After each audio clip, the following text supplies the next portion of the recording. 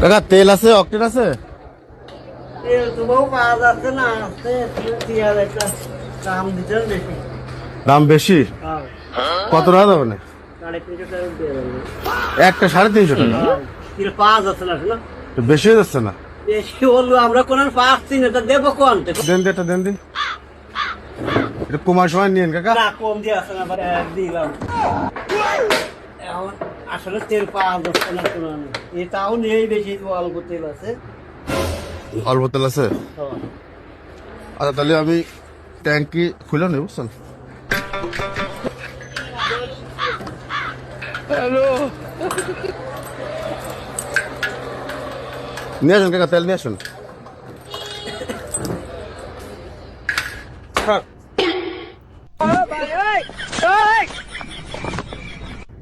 Sir পাইছেন তেল?